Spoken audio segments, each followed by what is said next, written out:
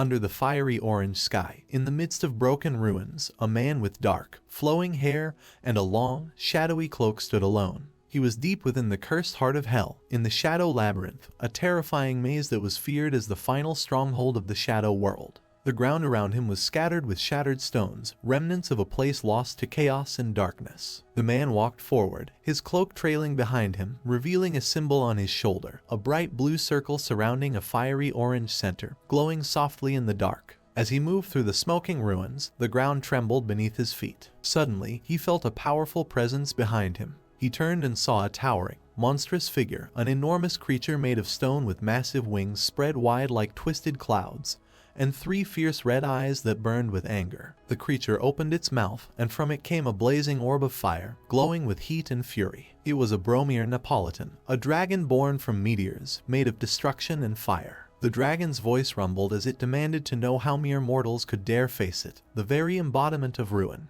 Behind the dragon, a small group of fighters stood their ground, weapons drawn, though they looked weary. But they didn't back down. Across from them, another group prepared their weapons, eyes locked on the massive threat. The man with dark hair stepped forward, lifting his gloved hand, calmly challenging the monster with a quiet but intense resolve that seemed to fill the air around him. As he moved, memories flooded his mind. He remembered holding someone's hand tightly, the sense of urgency and silent promises shared between them. He saw the red-haired figure, struck down as arrows and spears pierced his body, each wound a reminder of the battles they fought. The image of a blue-haired comrade, his chest torn open by enemy blows, stayed with him. And then, the purple-haired girl, shaking and covered in blood, whom he had held as she cried, her tears mixing with the blood that stained her body. 10 years, he thought, had passed since those days, a decade where countless lives of his friends and dear ones had been claimed by this ruthless land.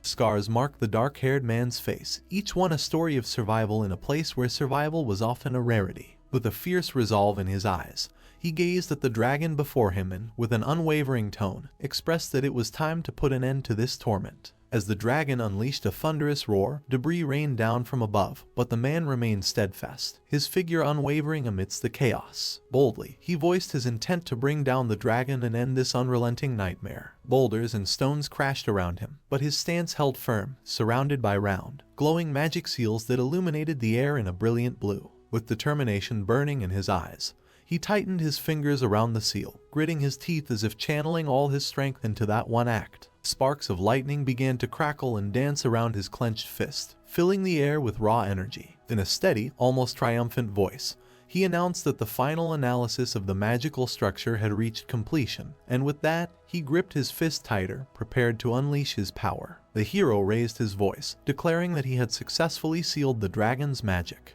A blond man with a ponytail, clutching his sword, praised himself proudly, calling himself remarkable, and acknowledging that Desir had played his part well. As their opportunity dawned, a red-haired warrior with a striking red mark on his face rushed forward, rallying others to join the fight. Together, the heroes launched their final attack against the fierce dragon, their united voices echoing their determination to bring an end to the beast. The dragon, wounded and defeated, rose briefly into the air amidst a chaotic swirl of debris, denying his fate, claiming it impossible. Smoke columns rose around the green clearing beneath the orange-tinted sky, while a brunette among the heroes cast a glance at the fallen monster, relieved that their struggle might now allow them to escape this nightmarish realm.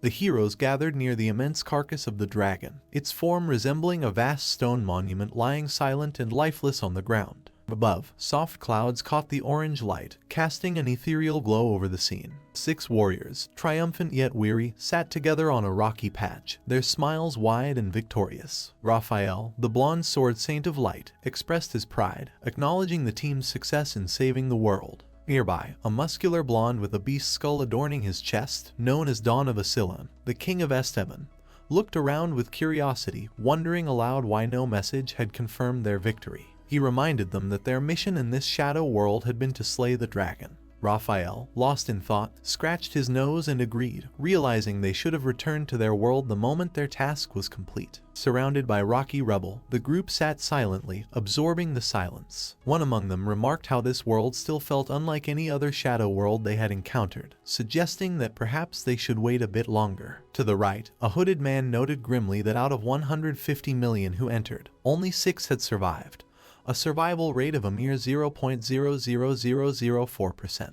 Jode Exarian, the Tower of Magic's great sage, gazed at the scene, his long hair falling over broken glasses, calling the odds both absurd and astonishing, a testament to their endurance amidst unimaginable trials. The girl with long, flowing hair dressed in pink cast a gentle yet firm look at him, urging him to abandon the endless calculations that lingered in his mind. She expressed that such efforts wouldn't change the past or revive those who had been lost. At her remark, the blonde nearby, with a subtle pout and a slight tilt of her head, responded quietly, admitting that they all needed time to process the overwhelming loss of so many lives, a staggering 99% of their people. Yet the brunette, attempting to lighten the mood, laughed softly and reminded them that they had, after all, saved the world. There was nothing left to worry about. Across from him sat another blonde, her light dress flowing softly as she gazed at him with eyes that held hints of brown and yellow. The girl in pink laughed warmly, catching Raphael's attention. Turning towards her, Raphael smiled and remarked that his presence had surely eased the path for them. But with a casual wave of her hand, the blonde dismissed his modesty. He insisted that, as a paladin, it was his duty to protect everyone, though his eyes rested thoughtfully on the brunette. His tone softened as he suggested that Desire had played a more pivotal role than he himself had.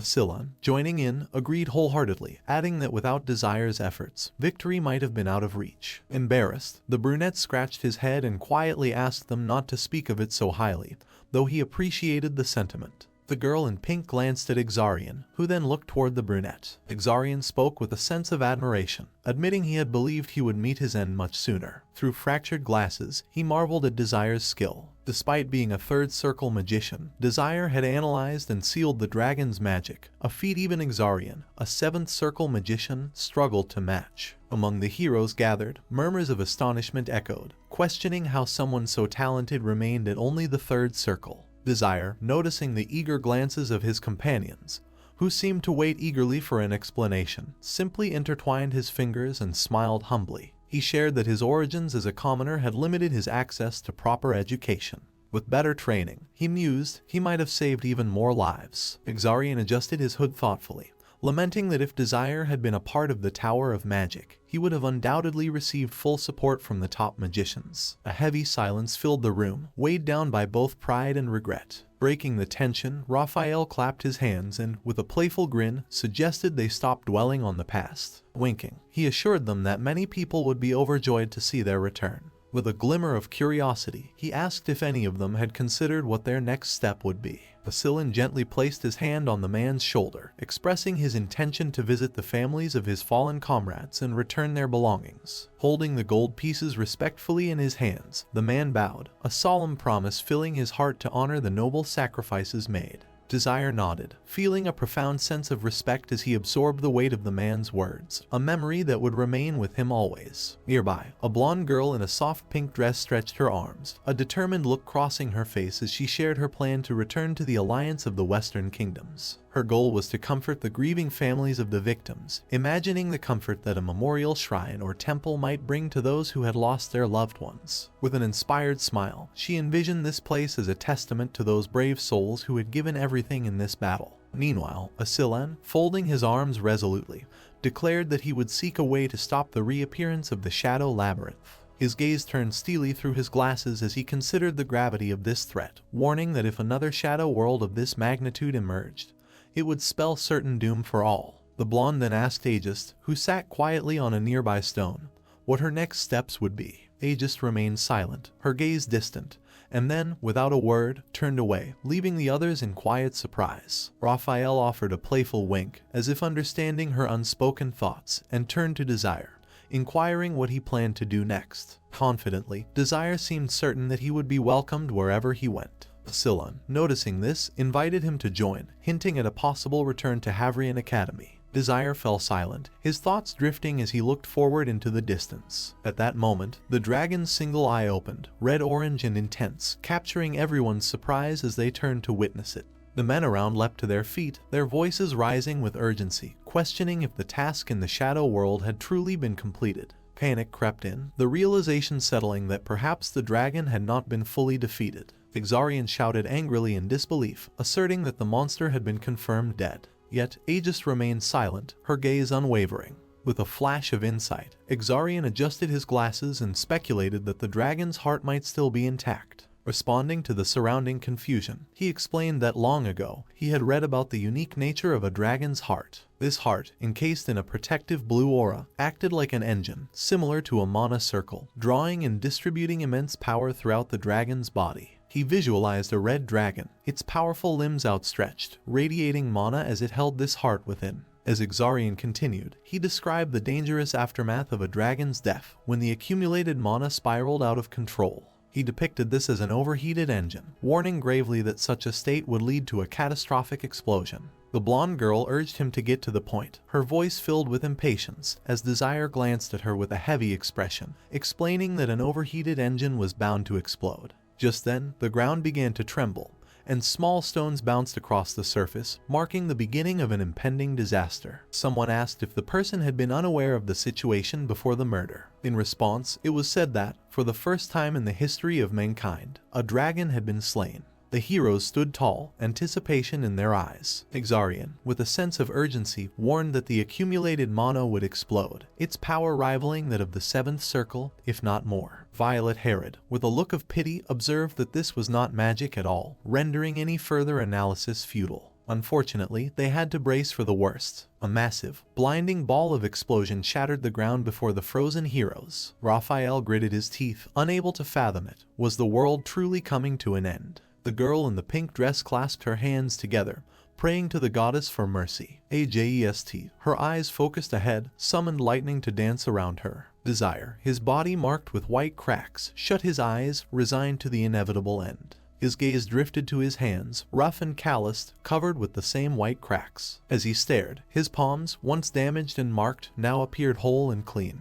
His surprise deepened as he noticed a large glass beside him. The reflection that met his eyes was that of a young man with dark hair and a short haircut, dressed in a blue shirt and trousers. The people around the hall turned toward the guy who had shouted in surprise, questioning why he looked that way. He gazes at his hands, confused, asking himself whether he hadn't died. People stand in the hall, chandeliers with glowing magic stones illuminate from above. The sound of feet in white boots with golden toes echoes softly, drawing everyone's attention to one direction in astonishment. The brunette also turns to look, her foot stamping the floor in her high-heeled boots. She hears a voice expressing gladness at seeing everyone present. A busty woman with short blonde hair winks at the crowd, pointing to herself as she introduces herself as a professor from Havrian Academy, named Bridget. She mentions that many in the crowd had likely traveled far, hoping to get into the academy, and she expresses gratitude for their efforts. Desire stares at her, his mouth agape in surprise, while some nearby students whisper amongst themselves about how sweet and attractive the professor is. A woman standing behind a podium shouts at the group standing far from her,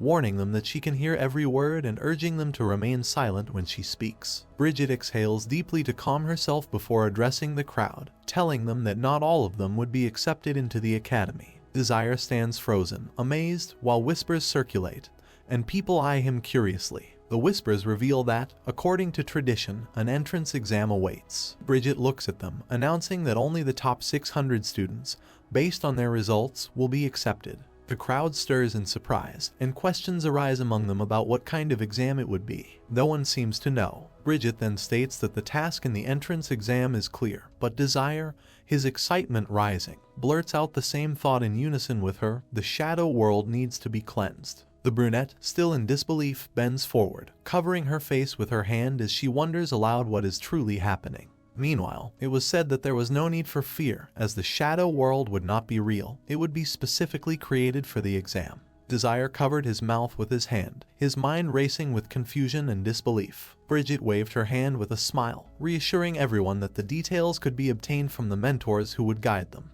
A man in the laughing crowd overheard that the year 3613's entrance exam would begin in 2 hours. A woman smiled, saying they would meet again later. The man, his face hidden, rushed past the surprised onlookers, his mind spinning as he pressed his hand against a gray pillar in disbelief. He thought to himself how this was supposed to be an entrance ceremony. Desire breathed heavily, his thoughts drifting back to his own time at Havrian Academy. He imagined the Academy's crest, a large H on a golden shield, and reminded himself that Havrian was known as the best magic academy on the continent. But then, his eyes widened in shock as the realization hit him. He had already graduated over 10 years ago. If this was truly the year 3613, then he had entered the shadow world in 3616. From that point on, he had been trapped in the shadow labyrinth for a decade. The world had ended in 3626. It struck him. He had somehow traveled back in time by 13 years. Desire closed his eyes, trying to process the meaning of it all. His memories flooded back. The cloak, the bloodied hands, the bones, the skeletons, the weapons, and the endless struggles. He realized that everything, the last 10 years, the hell he endured, the sacrifices, and the efforts had all been in vain.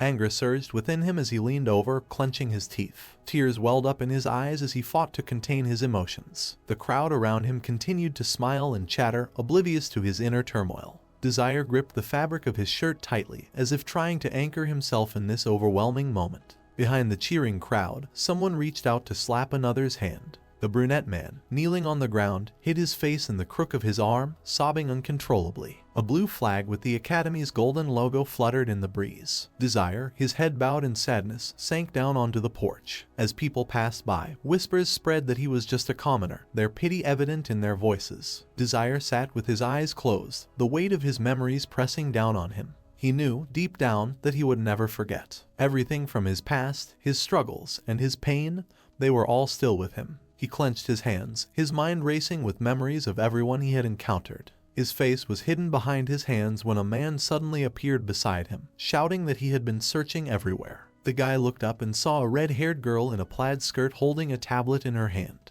She leaned toward him, clearly displeased, and mentioned that he wasn't at their designated meeting spot, wondering where he could have gone instead. She then asked if he was Desir Herman. Standing up, the guy apologized, and the girl turned away, offended, muttering that it didn't matter. Looking back at him, she introduced herself as Raydoria von Dorich, but she preferred to be called just Raydoria. She was a second-year student at the academy and had been assigned as his mentor. Desire, surprised by the announcement, wondered how they would work together. Raydoria, her fingers pressed to her face as she read something intently on the tablet, was a brilliant firebender who had already reached the 6th circle. She had always been an exemplary student, consistently ranked first in her class at the academy. Her eyes met his as she asked what he was thinking. Nervously, he replied that he was just anxious. She laughed, telling him not to worry, that it was just an entrance exam, and that the created shadow world could not compare to the real one. Surprised, Desire asked if it was really true. She confirmed that they would be assessing whether he could participate in the cleansing of the shadow worlds. As the tablet glowed blue, she asked if he was a commoner. He silently stared at her, surprised by the question. She quickly added that it wouldn't affect his admission, but warned him that, if he was a commoner,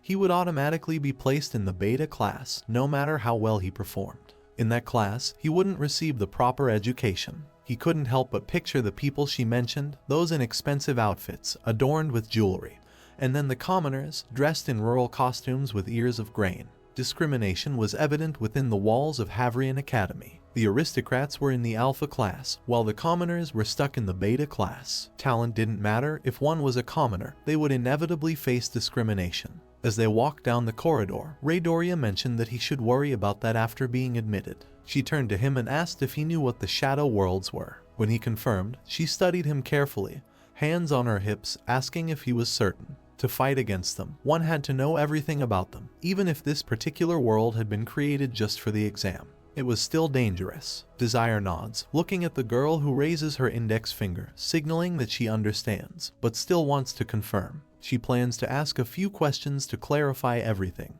The first question is about the shadow world. The man had presented many different doors and gates floating in space, explaining that the shadow world is a kind of parallel universe, and, more dangerously, the greatest disaster that humanity has ever faced. These worlds appear once a year, and there are an infinite number of them, each with its own set of laws. Some shadow worlds are simple, but others are terrifyingly dangerous. The man then shows an ancient manuscript, open beside a candle with a feather, and various closed books along with an open album filled with illustrations. He explains that these objects were all made from incidents and events from the past. The Magical Society had divided the shadow worlds into 10 different levels, based on history. The lower the level, the more complex and perilous the world becomes. The greatest danger of these shadow worlds, the man explains, is their ability to corrode the reality they invade. Desire imagines a flash of light, destroying space and scattering debris. The lands that fall under the shadow world's control become covered in an ominous black fog, and no one knows what happens within them. One thing, however, is certain: nothing living can survive there. Raydoria stares at the man in shock, unable to hide her surprise. Desire, his face filled with gloom, concludes with a decisive tone that this is why it is so crucial for them to cleanse the shadow worlds. The girl frowns, folding her arms over her chest. She coughs softly, then opens her eyes, showing 2 fingers in front of her. She explains that now both sides are watching. Raydoria, in response, presents a blue coat of arms with scales, describing it as the symbol of the union of the Western Kingdoms. She then reveals the golden logo of Havrian Academy, identifying it as the opposing faction. They are all competing to collect magic stones, cleanse the shadow worlds, and, as members of the Academy, they must participate in these efforts. The girl's mind wanders, imagining a figure in a black cloak standing in the dark. A fleeting thought crosses her that there might still be a faction of outsiders, but it is too early for the others to know about this. She turns away and asks if Desire understands the meaning of cleansing the shadow world. Desire, who has been following her, steps forward confidently as if walking into water. Beneath his feet, he envisions a dark figure walking the same path, surrounded by bright yellow drops of sand. Baijet explains that the shadow worlds are like parallel universes, where past events are repeated. These shadow worlds appear all over the world, and there is only one way to stop them. Desire, absorbed in the explanation, and imagines himself trapped inside an hourglass, at the bottom of which are knights battling. He understands the task, to enter the shadow world and cleanse it. For example, if the shadow world is based on a past war, where one side lost to the other, then the task would be to alter the outcome, ensuring victory for the side that lost. Each shadow world has its own scenario and task, and once the task is completed, the world is cleared. Desire realizes that the entire world revolves around cleansing these shadow worlds, and both the Western Kingdoms and Havrian Academy play crucial roles in this process. Standing beside Raydoria in the corridor, Desire notices her surprise. With a smile, she admires his understanding of the basics and remarks that they are ready to move on to the next step.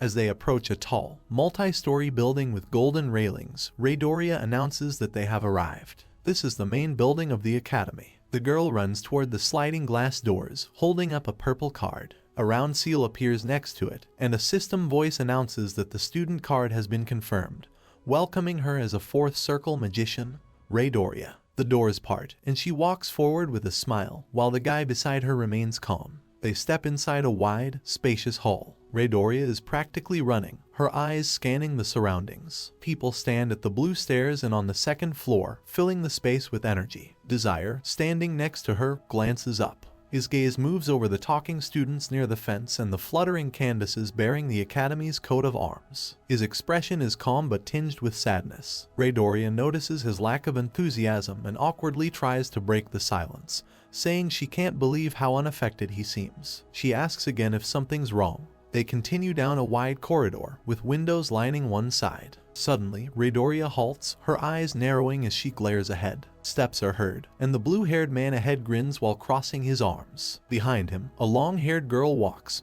her presence adding to the tension. The blue-haired man mockingly offers them a chance to see who's arrived. The guy behind Raydoria asks if she knows him, to which she confirms with irritation. This, she says, is Ulfheim, a troublesome person. The guy observes the blue-haired figure, recognizing him as Ulfheim, a water mage, Raydoria's opposite in both elements and personality. He recalls the horrible relationship they shared and the deep incompatibility between them. Smiling, he notes that Raydoria doesn't seem to get along with him very well. Raydoria's frustration is evident as she angrily declares that she can't stand him. His smug arrogance is something she can never tolerate. Ulfheim, resting his head on his folded arms, looks at them with mocking amusement before commenting that she must have taken quite a while to arrive, given her small stature. Raydoria shoots back with a cheeky smile, saying he's still the same bad person, always surprising her with his words. The blue-haired man's smile darkens into something more sinister, with a predatory gleam in his eyes. He scoffs at her, calling her a pathetic fire mage. Raydoria's smile doesn't falter, and she proudly replies that wasn't it last month when this pathetic fire mage defeated him. Ulfheim's expression hardens, his face darkening further as he retorts that she doesn't understand the difference between losing and giving in, which is why she's still so far behind him. Raydoria's smile remains, but the veins on her face bulge with anger. She declares that if this is all he is capable of, then he should consider quitting his studies. They stand facing each other, resembling a standoff between a furious predator and a cunning snake. Ulfheim frowns, displeased, then exhales deeply, calming himself. He states that he believes the man is her ward, Desire. The blue-haired boy, standing behind, confirms it by placing his hand on his side. He remarks that at least he has some manners, unlike the girl, and asks the man's name. The brunette replies, stating his name, Ulfheim, glancing at a tablet, chuckles and mentions that he would take a closer look. With a wicked grin, he asks if Desire is a commoner and waves his hand dismissively, telling Raydoria that she is mentoring someone like him. He suggests that the competition is essentially over. Raydoria, visibly irritated, demands to know what he means. She looks at the laughing man and asks what he's talking about, confused. Desire hands her the tablet, explaining that she hadn't even checked the group arrangement. On the screen, a list of names appears on a blue background: Desir Herman, Aegis Kingscrown, Romantica Rue Travery, and Tychus. Desire sighs, sympathizing with her ward's lack of chance. Raydoria, angered, crosses her arms and remarks that maybe Desire will win.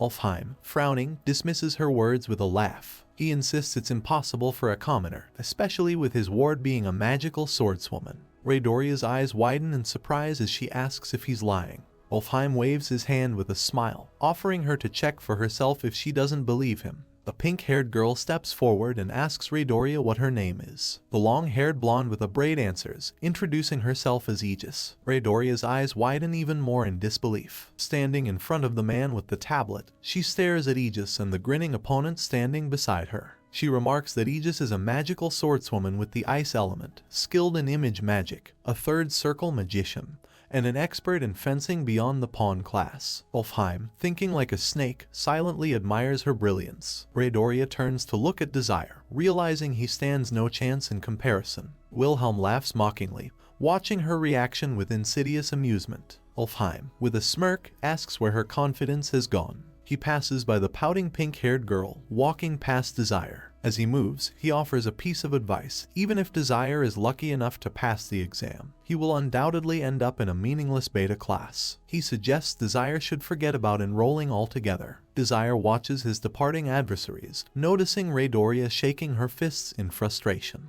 Desire then gazes at Aegis in fascination, captivated by her attire and the image she invokes from the shadow world. A smile of admiration spreads across his face. Meanwhile, Raydoria angrily kicks a pebble, and the system announces that the entrance exam will soon begin. A voice echoes from a rectangular enunciator on the wall, requesting all examinees to assemble in the examination hall. Raydoria, her anger barely contained, climbs the stairs, her frustration palpable. When she asks why Desire is smiling instead of responding, he calmly states that it's time for them as well. The candidates gather in a vast hall with a circular structure at its center, golden doors lining the perimeter. Desire observes one of the doors intently, his gaze tracing the intricate seals depicted on it. He crosses his arms over his chest, resting his chin on his palm, and his eyes dart in various directions. It suddenly dawns on him that he now knows what she looks like. His thoughts are interrupted when a voice, sharp and authoritative, tells him to stand still, noting that his behavior is disgraceful.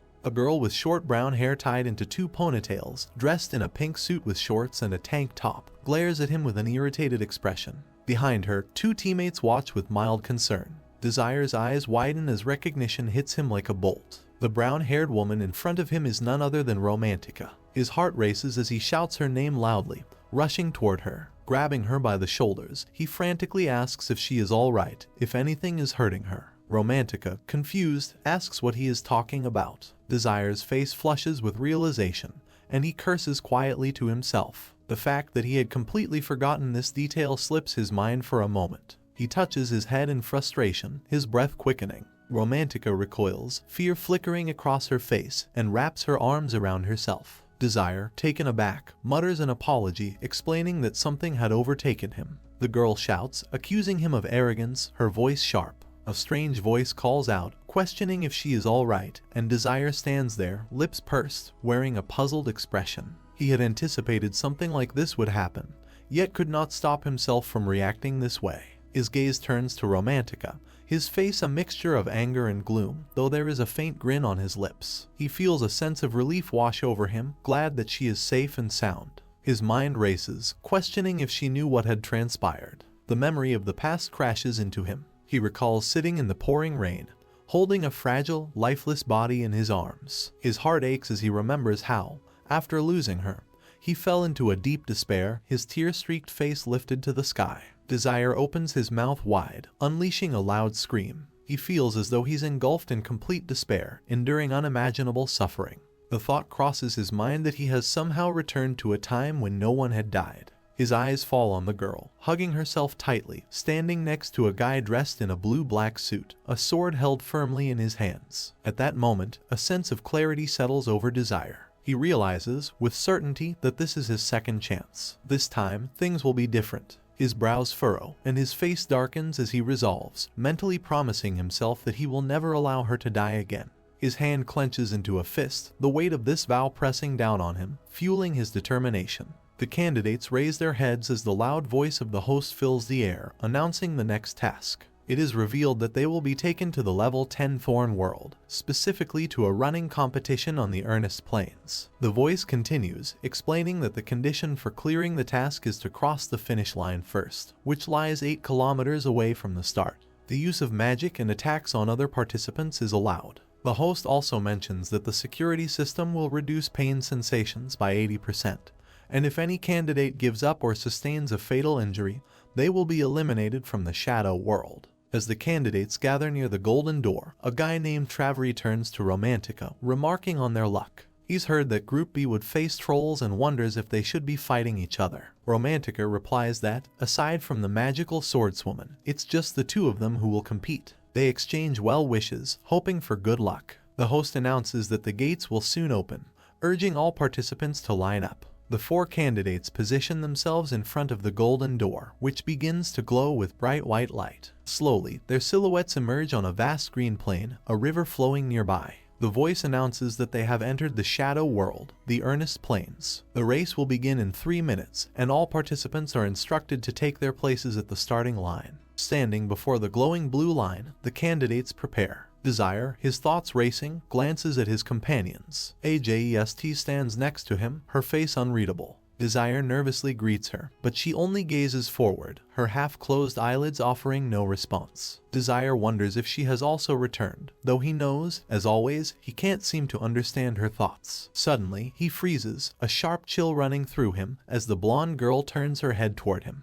Without even fully facing him, she speaks, her words cutting through the tense silence. She calls him a weakling. Desire stands frozen, caught in a moment of disbelief, as the reality he had expected seems to slip away. He silently admits, almost to himself, that he had already known this truth. AJEST, however, bluntly states that he doesn't know this and adds that he is incredibly weak. The words sting, especially when the mention of his magic level being unusually low follows. As Romantica and Travery engage in their own conversation, the brunette looks at the girl beside him, her words cutting deep as she mentions his physical abilities being far below average. She continues to explain that his limit is the Shadow World of level 6, no matter how much effort he puts in. Desire's fingers begin to twitch nervously, his discomfort becoming visible. Meanwhile, the blonde, sword in hand, stands nearby. He can't help but wonder if she truly intends to fight him. But AJEST reassures him, assuring that there is no need to worry. She wouldn't be attacking him, not like her mentor had said earlier. Desire's gaze shifts to the girl,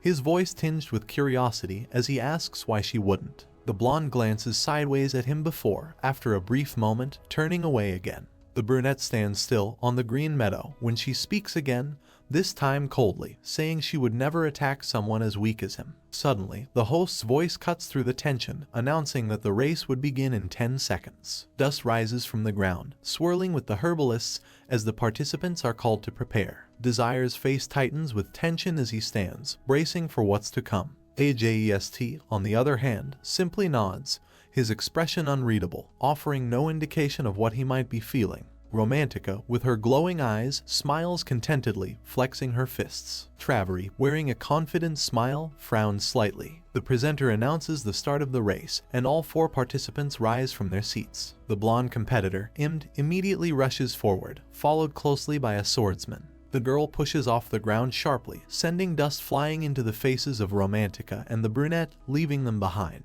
Aegis and Travery continue running ahead, their progress unimpeded, though the brunette and Romantica cough loudly, but do not stop. The pair of swordsmen rush far ahead, leaving a trail of dust behind them. Romantica curses loudly, complaining about the dust in the air. Suddenly, a small brown creature wearing a green hat appears in the grass. As the woman's footsteps near it, the creature falls onto its back. The brown-haired woman, running at the same pace as Desire, turns around with a smile and apologizes to the creature, calling it very cute. Desire mutters, commenting that she still likes those things. The girl furrows her brows, her face hardening as she turns to him with an angry grin, demanding to know why he thought he knew her. She suggests he focus on the race instead. The brunette shakes his head, saying that such talk makes no sense as he clenches his fists tightly. He continues running, matching his opponent's pace, remarking that at this rate, they would both fail the exam. Veins bulge on Romantica's face as she turns toward him, her eyes flashing white with fury. She yells, telling him to shut up and stop acting as though they were friends. Desire, in response, smiles sweetly. The brown-haired woman swings her fists at him in frustration,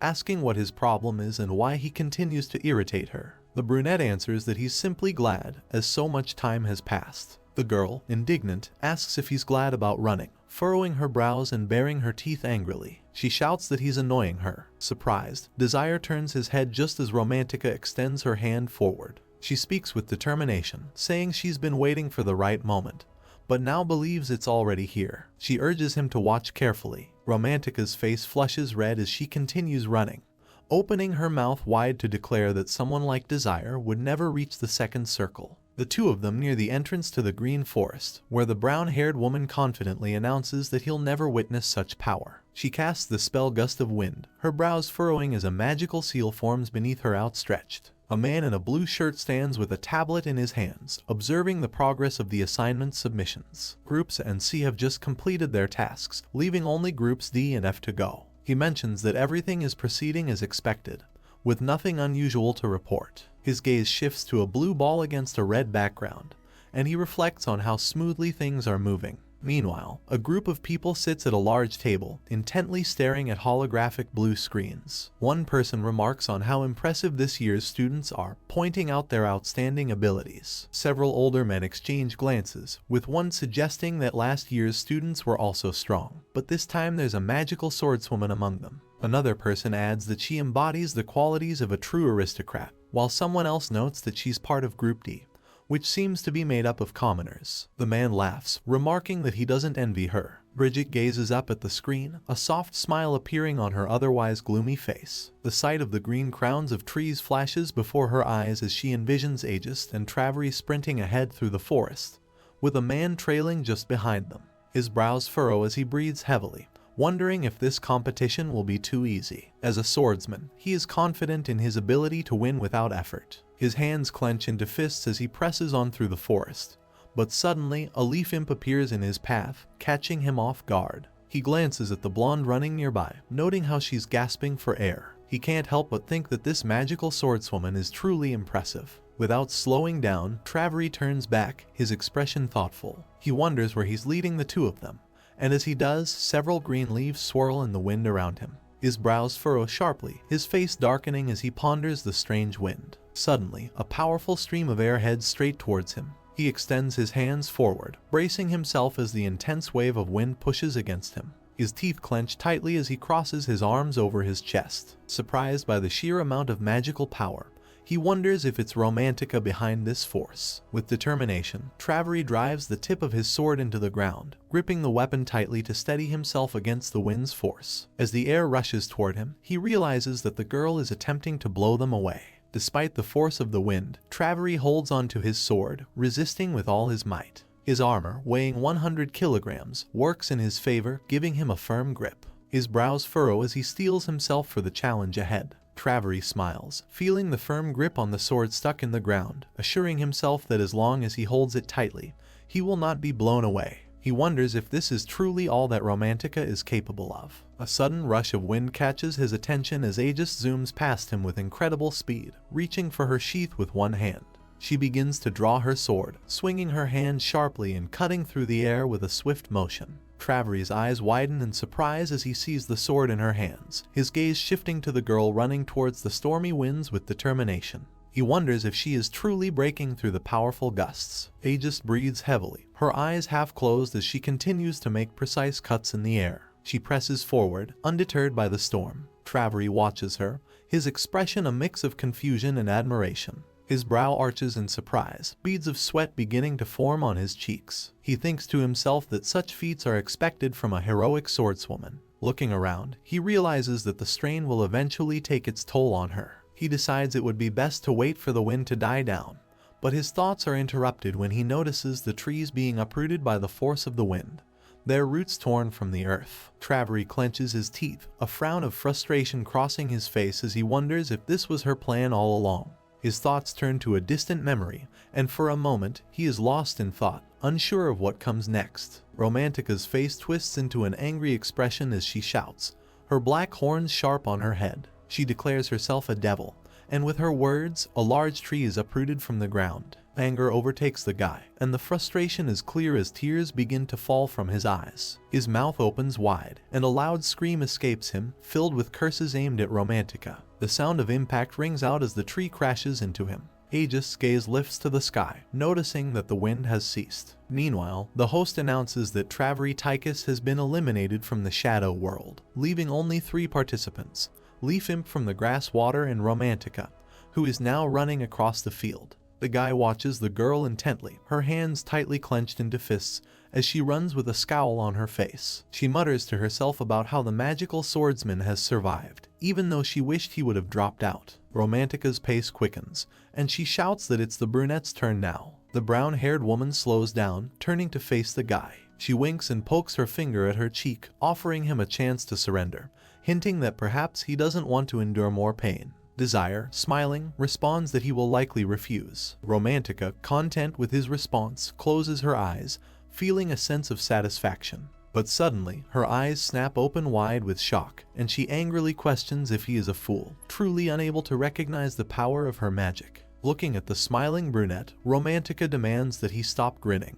She lowers her head, and as lightning begins to crackle around her, she mutters that she is giving him one last chance. Then, she asks, almost mockingly, if he truly believes that no one can die here. With a wave of her hands, a circle of blue seals forms around her. Her eyes narrow with malice as she tells him she won't hold back and that he better be prepared. As more seals appear around her, she clasps her hands together, activating her airstrike. A fierce scream escapes her lips as magical beams shoot from the seals. Desire calmly waves his hand, still smiling, and moments later, a deafening explosion echoes, sending chunks of earth flying in all directions. Romantica stands in a cloud of dust, her thoughts racing. She believes the second circle spell hit at point-blank range and wonders if even another magician of the same level could block it. A smile spreads across her face as she revels in the thrill, yet she knows it's time to end things. Suddenly, Desire appears behind her. He notes with interest that she's gone straight for a direct attack after her compaction. Romantica spins around, her eyes wide with shock, and places a hand on her chin. She coughs lightly, brushing away the dust, then begins to speak, realizing that Desire survived both of her spells. With a smile, he places his hands on his belt, complimenting her magic. He tells her that for a second circle magician,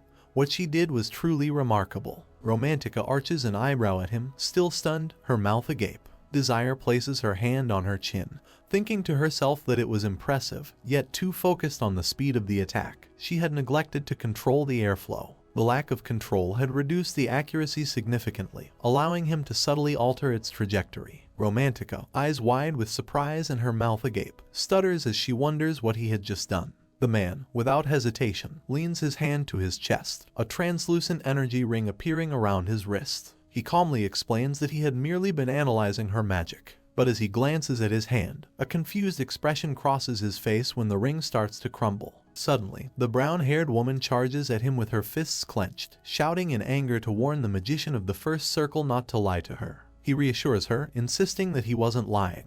Romantica's eyes widen in fear as she stares at him, her teeth tightly clenched. The thought of her magic being analyzed by a mere commoner unsettles her deeply. Her mind flashes to an image of a young magician with a single seal, who later aged to become a master of fire, wind, and water. She recalls that only a complete understanding of magic and runes would allow for such an analysis, and only those at the highest level of the circle could achieve it.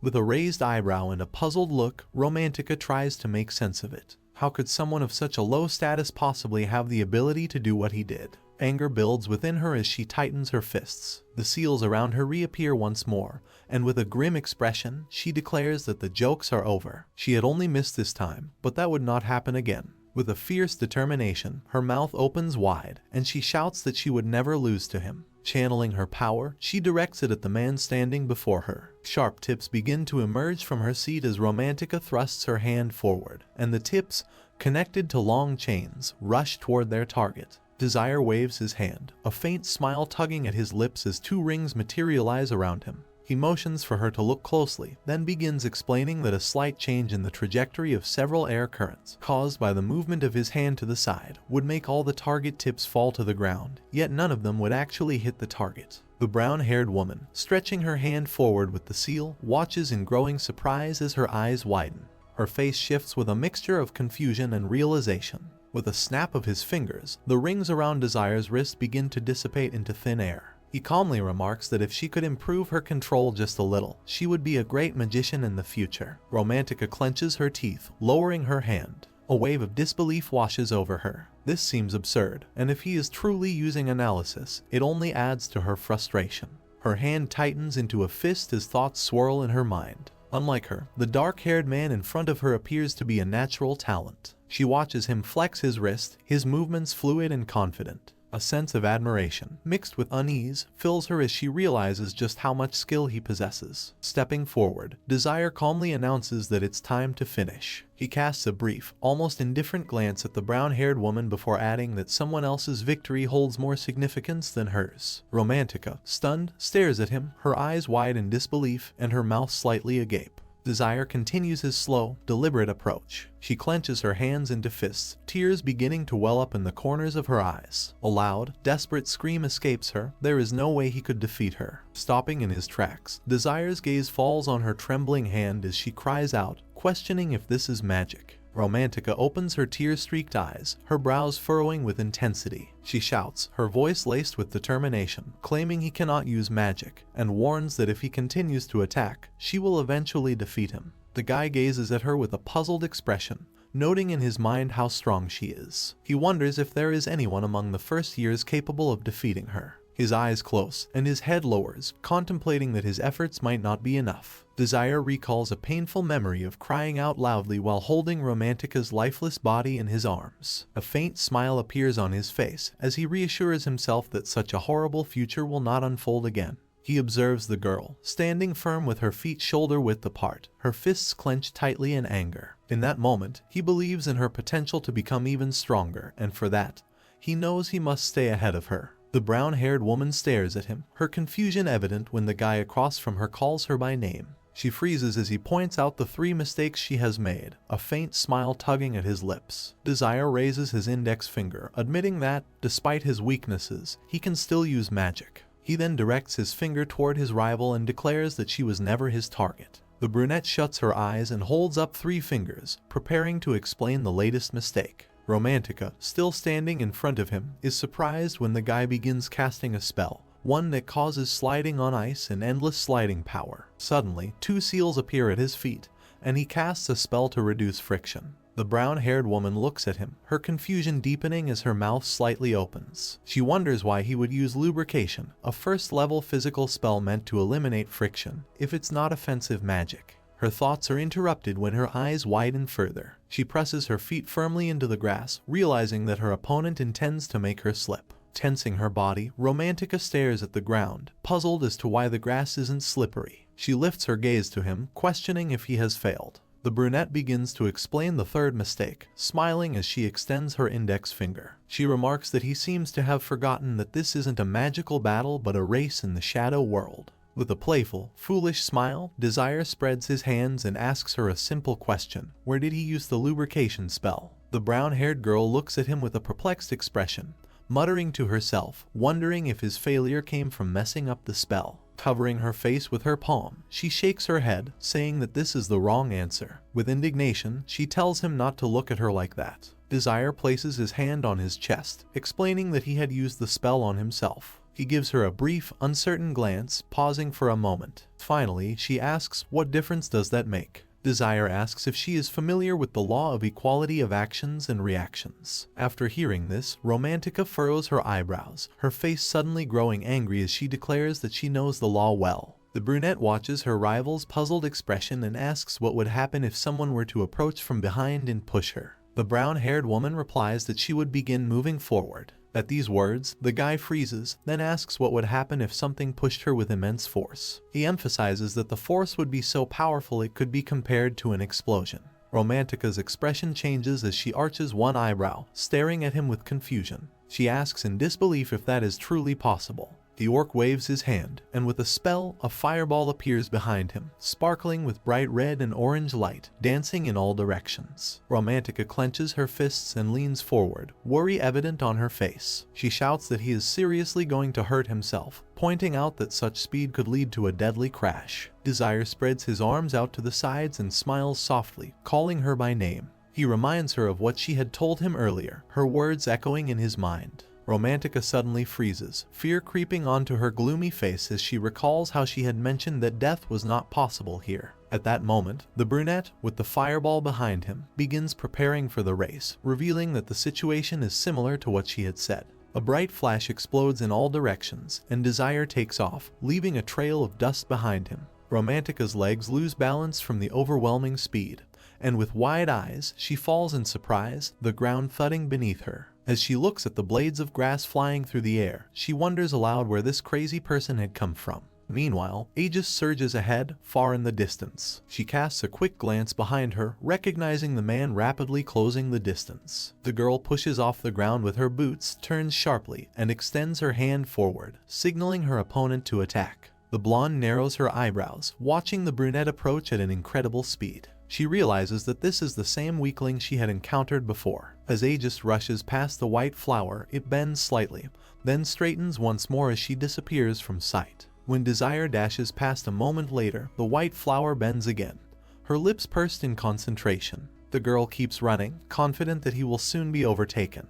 But then she notices a glowing blue line ahead. Realizing the finish line is in sight, she decides that now is the time to eliminate him. The blonde recalls Romantica's face, remembering her strength, but the absence of her presence means that this opponent has overpowered her. Aegis glances back, sensing the determination in her rival. She refuses to hold back any longer. With a swift motion, she turns around and extends her hand, summoning a sparkling sphere from her palm. The blonde begins chanting a powerful spell, declaring that she is the one who makes her enemies scream in agony. Her body, unyielding as the vast sea, remains unshaken even against countless foes. She chants of her invincibility, likening herself to the indomitable fortress of water, an unbreakable shield and the sharpest sword. Her voice falters for a moment as her expression darkens, and with a frown, she ends the spell by invoking a series of magical arrows. A multitude of seals appears in the sky, each interwoven with blue threads. Desir, his gaze fixed on the sky, is momentarily stunned. He looks carefully at the glowing seals and notices their intricate formation. Aegis stands firm, her arm outstretched, holding the shimmering sphere, warning him that whatever tricks he used to defeat the girl earlier would not work on her. Desir, tightening his fists, continues running without slowing. He's impressed by the girl's ability to weave such complex spells in such a short time. But the brunette's lips curl into a confident smile, realizing she still underestimates him. Without a moment's hesitation, he shuts his eyes and prepares his own spell. When his eyes snap open again, several small red seals appear before him. He focuses intently on analyzing them, and under his gaze, Aegis' blue seals begin to faintly glow with a red hue. Desir continues his analysis, his gaze shifting to another set of seals, which also begin to spark red. He announces, with quiet satisfaction, that the analysis of 180 spells is complete. With this, he gains access to 180 magic arrows, a feat that shocks the blonde. In a swift movement, she leaps back, gripping her sword tightly as Desir runs toward her. She realizes his speed is on par with a six-circle magician at the very least. Aegis, her expression thoughtful, lifts her hand, preparing to counter his power. If she just had a little more time, she could fully tap into her magic, but for now, she must act quickly. With a serious look on her face, she points her palm at him, crackling blue lightning surrounding her, declaring that this is the end. And without hesitation, she continues running toward her target. Desir, with 3 seals placed over his eyes, furrows his brows, his mouth opening wide as he shouts the direction adjustment spell. A massive blue explosion erupts, sending a column of smoke spiraling upwards. Blue, luminous arrows streak through the air, striking the brunette's body, piercing his arm, the area near his neck, and his legs, all while white smoke swirls around him. Desir steps forward, approaching the blonde, who stands with seals behind her back. She purses her lips, her light eyebrows furrowed, a sense of confusion clouding her mind as she wonders if he has defeated Romantica in such a manner right in front of her. Amidst the rubble, a dark-haired figure stands, blood staining the left side of his face and body. The sleeve of his shirt is missing, and a bleeding wound is visible above his knee. The blonde quickly realizes that Desire has only redirected the arrows that were aimed at vital organs, rather than defeating him outright. Aegis, with the seals still behind her back, lifts her head. The distance between them stretches over 200 meters, and only 21 magic arrows remain in her possession. She looks at the brunette, who stands before a thick cloud of dust, clutching his injured left arm, surrounded by several blue seals. Mentally, she notes that he has taken control of 4 of them. A frown appears on her face as she contemplates her options. If it comes down to numbers, she thinks she will take him by force. With a quiet mutter, she acknowledges that her plans are shifting. The blue seals behind her begin to merge, forming large spheres with glowing centers. Slowly, they combine into one massive book, radiating blue light. Desire plants his feet firmly on the ground, his wounded hand held close to his body. He senses the blonde has finally gathered herself. The girl swings her sword, and specks of blue light shimmer around her. The scruffy brunette offers a slight smile, blood trickling from his bottom lip. He knows that, despite her actions, she has made the wrong choice. Aegis extends her hand, sending a powerful, energy-infused blow with a sharp tip directly at Desire. Without hesitation, he waves his good hand, activating 4 blue seals. As one magic arrow emerges from them, he takes off, charging forward. When the arrows collide with the girl's attack, an explosion rocks the area. Moments later, however, the blonde's assault breaks through Desire's defenses and continues on toward him. 3 red seals appear near Desire's eye.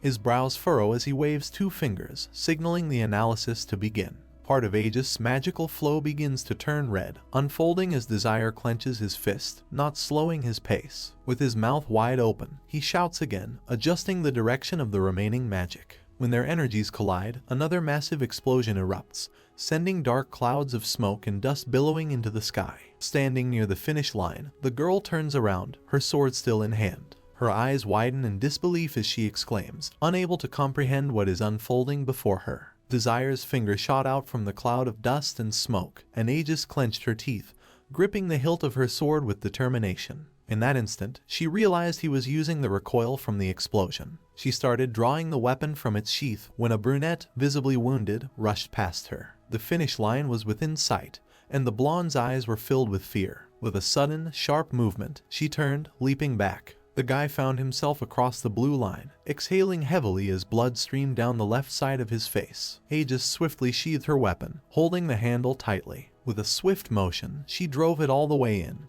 producing a loud bang that echoed through the air. Desire froze in place, tilting his head upward, while green blades of grass swirled around him. The announcer's voice rang out, declaring that the shadow world had been cleared. A lamp glows brightly on the ceiling as many people in blue robes gather in the room, standing and sitting around a large table. A man with red hair and gold earrings furrows his eyebrows as he takes his seat at the table, his expression tense. The man with a beard, sitting nearby, gazes ahead with a serious look. At the center of the table lies a sphere projecting holograms, while the teachers continue their conversation. One of the professors mentions that everything is the same as always this year. The man with a scar on his face bares his teeth, folding his hands in front of him, and comments that so far, no commenters have been enrolled in the Alpha class. A man with slicked back hair closes his eyes and thoughtfully raises his hand to his chin, noting that this is not surprising. Alpha class is reserved only for aristocrats, leaving no space for commoners without proper education. One of the teachers agrees, expressing full support for Professor Pugman's statement. Bridget sits at the table, running her finger along the neck of her glass. The professor with green hair smiles slightly, while the one with a menacing look sits next to him, still. A professor remarks that commoners should consider it an honor simply to be accepted into the academy. The head of the professors bangs a hammer on the wooden stand, demanding silence. A man with gray hair and a long braided beard, sitting in a chair, looks menacing, noting that there is still one last student to consider. A document rests on the table, and the professor mentions that this student is a first circle magician, Desir Herman. A professor with a red beard looks to the teacher sitting beside him. The teacher with red hair recalls that this student belongs to the same group as the magical swordswoman.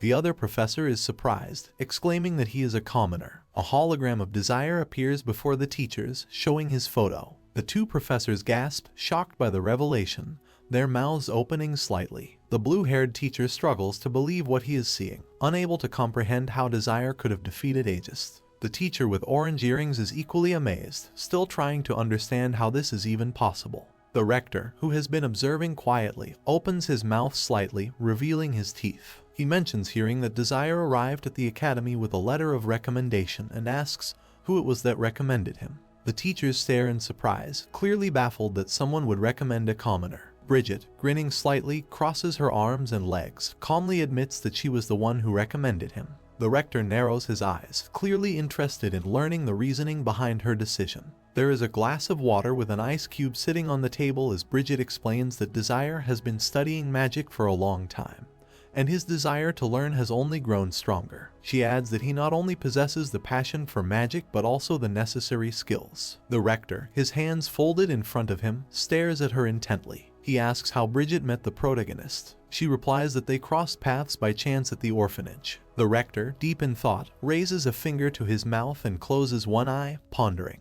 Slowly, he lowers his hand, his eyes closed as he asks about Desire's pre-test results. The assistant standing behind him reports that Desire barely managed to complete the first lap. Professor Pugman grins maliciously, opening one eye slightly, and comments that such an incompetent student is still a rare find. Bridget smiles, her finger rising slightly to form a small magic symbol. She asks what the person meant by their opinion of him. Then, she gestures for them to watch the video. As magic circles appear around the sphere, Bridget points out that everyone had expected the magical swordswoman to win, before showing the video of Group D, filled with their disappointment. The footage reveals Desire rushing forward, firing magical arrows, clouds of dust rising as he passes by. In the scene, the main character stands on green grass, his head raised and bleeding. The system notifies that the shadow world has been cleared. The professor with the beard widens his eyes, his mouth parting in disbelief, while the professor with glasses, sitting next to him, adjusts his glasses in surprise. The teacher with glasses comments that such a feat should not have been possible. The professor with the beard notes that it is the first time he's seen something like this in his career, and that it was accomplished by an ordinary teenager. The teacher with burgundy hair slightly raises his hand, while the teacher with pink hair covers her face in astonishment. The burgundy-haired teacher remarks that he had never imagined using smudging in such a way, thinking it was only a basic first-level spell. The pink-haired teacher adds that Desire is capable of directly altering magical structures. The teacher with dark glasses raises his palm, stating that the main character possesses an incredible level of computing ability. The video shows the protagonist standing, sighing heavily, eyes squinting as he looks ahead. The teacher with dark glasses adds that Desire also demonstrates an exceptional understanding of battle tactics and psychological manipulation, comparing him to a veteran who had lived his life on the battlefield. The teachers exchange looks, turning to the rector with serious expressions. They suggest that Desire should be accepted, questioning why he has not already been approved. The rector closes his eyes, folding his hands in front of him. He explains that Professor Bridget insists on enrolling the protagonist in the Alpha class. Pugman, filled with anger, bares his teeth and furrows his brows. He narrows his gaze at Bridget, thinking that she is just another trickster, and that it is the same story every year. Bridget sits comfortably in her chair, crossing her legs with a mischievous grin. Pugman, in a fit of rage, opens his mouth wide, declaring that the academy has rules stating that class distribution is based on skills, and only those at least second circle can enter the Alpha class. He scrunches his face in anger, questioning what a first-level mage would do in a class of second level and above mages. He warns that accepting Desire into the Alpha class would open the doors for others too. The professors look at the rector, their mouths slightly open. The professor with the red beard agrees with Pugman, emphasizing that the rules must be followed, and that a first-circle magician has no place in the Alpha class. Pugman smiles sarcastically, looking sideways at Bridget, convinced that he will not let her have her way. Bridget, unfazed, responds with a mischievous grin, saying how ridiculous his argument sounds. She says that Pugman truly amazes her. Pugman jumps from the table, teeth bared and blushing with anger, furiously asking what Bridget means. She calmly asks if Pugman truly believes a student who defeated a third-circle magic swordsman is not worthy just because he is a first circle. Bridget tells him to stop making excuses, narrowing her eyes as her earrings flash. She notes that Pugman has another motive, rejecting Desire because he is a commoner. Pugman's eyes widen with rage as he bares his teeth,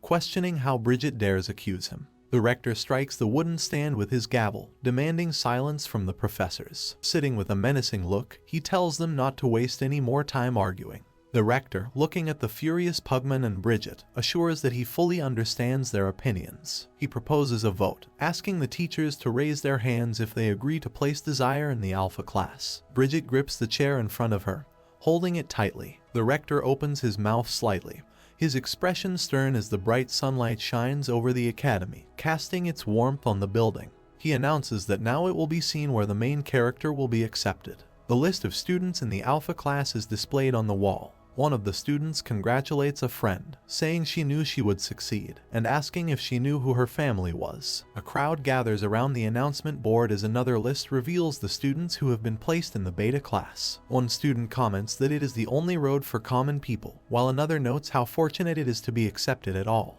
Disappointed students stand by the board, reading their fates. Desire, standing with his head raised and hands at his sides, reflects that everything has gone as expected. His name appears on the board. With his arms crossed and looking thoughtfully to the side, he realizes that the entrance exam is over and now he must focus on the next step. Desire's thoughts are interrupted when Romantica, seeing the lists, grows wide-eyed in horror. Her gaze shifts to the board, where the names Desire and Romantica appear. Clenching her fists, she leans over slightly, her eyes filled with shock.